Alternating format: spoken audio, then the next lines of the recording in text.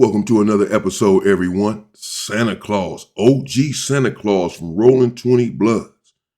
They call him Santa Claus because he killed a Crip every year for Christmas. Not only that, he was active and putting in much work year round. Let's get into it.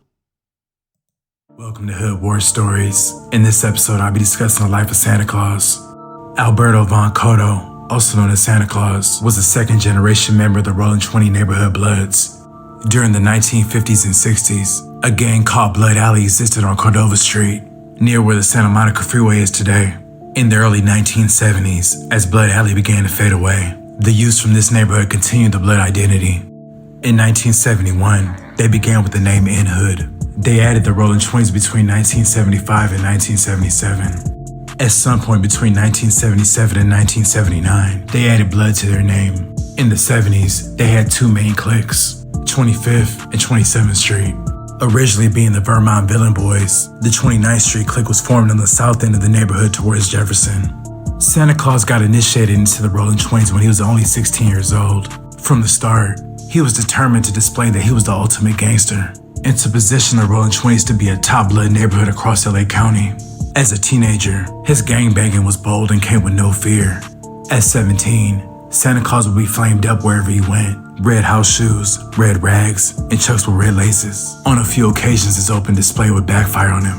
One day, Santa Claus went head up and fought 6'5" Deuce Hovers outside the swimming pool at Expo Park.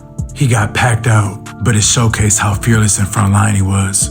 It's no one Santa Claus hated more than the Harlem Crips, who were the 20s' lifelong foe and primary rival. Located just south of them, his ill feelings and hatred toward the Harlems would be expressed on many occasions. Allegedly, Santa Claus deboed members of their gang so many times that he was the sole reason they began to start using guns.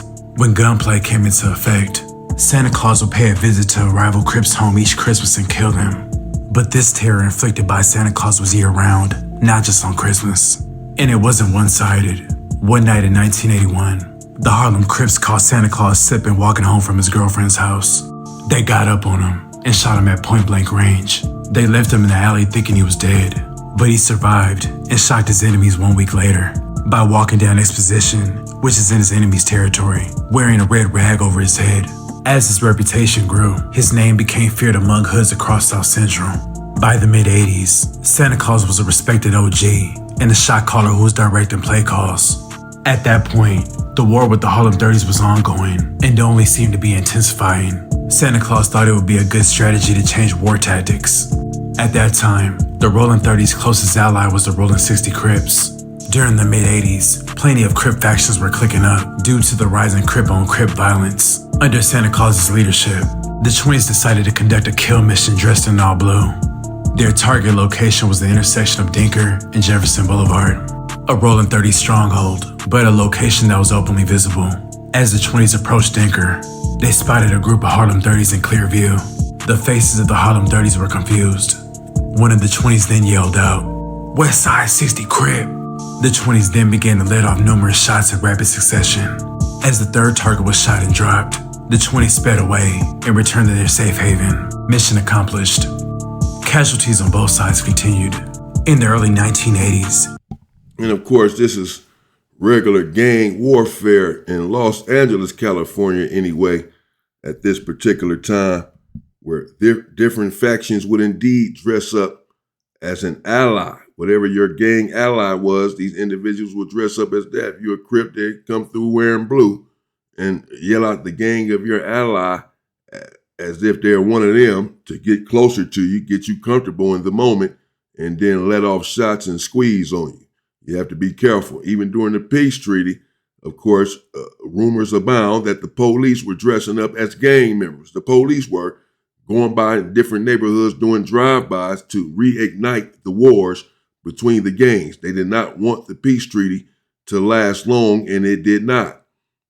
Many people blame them for some of their treacherous ways during the peace treaty, committing certain crimes in the neighborhood, the police themselves, to reignite these wars. However, I always say that we should not have fell for that. If that is the case, we should not have fell for such nonsense. So the onus is still on us. We can't blame the police for breaking up the peace treaty.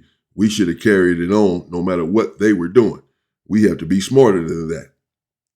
But it just triggered some of them dressing up or, allegedly, supposedly dressing up as whomever, a different faction, a different gang, and getting up on the individuals and then letting off shots. That's how they used to do it. The Rolling 20 Bloods had 3 cliques, 25th Street, 27th Street, and 29th Street. The Harlem 30s also had 3 cliques at that time: the Dacres, the Avenues, and the 39th Street faction. At that time, Santa Claus and OG Head were key in expanding the Rolling 20s by securing turf by enlisting the 2nd Avenue gangsters to become a part of the Rolling 20 Bloods. The avenues were named for the streets between Arlington and Crenshaw Boulevard. The Rolling 30s and the Rolling 60s also had cliques of the same name at that time. In 1985, Santa Claus called a hood meeting for all cliques at Lauren Miller Park to officially establish that the 2nd Avenues are a legitimate clique. The 2nd Avenues arrived shortly after, and everyone began to celebrate. The 20s had now expanded to 4 cliques and were elevating their status as a premier blood gang in LA County. In doing so, the Rolling 20 Bloods expanded land area to having arguably the largest blood gang territory in Los Angeles. Their neighborhood not only covered the West Adams area from Vermont to Crenshaw, but now extended north passing Washington, Venice Boulevard, and Pico between Crenshaw and Western Avenue. But their celebration was being watched. Not long into the meeting, groups of Harlem Crips descended into their neighborhood and started attacking both sides of their park, boxing them in. Santa Claus immediately sprinted toward the east end of the park in an attempt to combat the attack. Once in range, Santa Claus extended his right arm and fired 3 shots at his enemies. 1 Crip down, Santa Claus fired 2 more shots. Another Crip down, the Harlem's attack had backfired on them. They picked the injured homies up and threw them in the car and quickly sped away.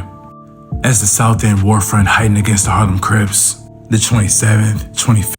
That's not good. That's not a good attack there. You come to put down a sneak attack and get ran up out of there, get shot up and ran up out of there. You're supposed to be more prepared, and it's a sneak attack, so you certainly have the advantage, the upper hand. That's just, my goodness. 5th and 29th Street clique launched attacks that extended beyond their enemy's main base of operation.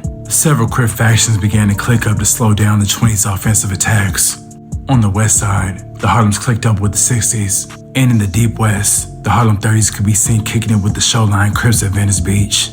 So one day, Santa Claus ordered a few carloads of 20 members to slide into Showline territory in hopes of finding some Rolling 30s. When they arrived, their hopes came into fruition as they spotted Harlem 30s on the Venice boardwalk. Both equal in numbers, the collision escalated into a large-scale gang fight. Law enforcement arrived deep shortly after, and many were arrested from both sides that day. Meanwhile, back on the home front, the 20s struck back at the Harlem 30s on a personal level. Both sides knew each other by names and knew where each other lived.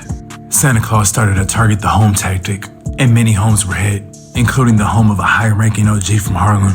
One night, the OG threw a party for his Harlem homies. As the party was going, Santa Claus bust down the door and began shooting at everyone in the party. Multiple Harlem members wound up dead that night. Word began to spread quickly of Santa Claus's actions, and people were beginning to think he was untouchable. Santa Claus would spend a good portion of the next 7 years in prison. Santa Claus was released from prison in 1992. As a welcome home gift, members of the 20s laced him up with plenty of dope and cash. Shortly after being fresh out, Santa Claus took command of the war campaign against the Schoolyard Crips. The Schoolyard Crips were the 20s' hated enemy to the west. Skirmishes on their border of Crenshaw occurred frequently. During that time, Santa Claus found a girlfriend on Bronson Avenue. She mirrored his gangster ways, selling dope out of her 1-bedroom apartment and carrying a pair of twin .380 chrome pistols. But on January 13th, 1993, the gang world was shocked when they discovered Santa Claus had been murdered. The 20s instantly pointed the finger at the Schoolyard Crips. By nightfall, all cliques of the Rolling 20s gathered at the headquarters, Lauren Miller Park, to discuss a revenge plan. That night, 5 Crip hoods were all hit simultaneously.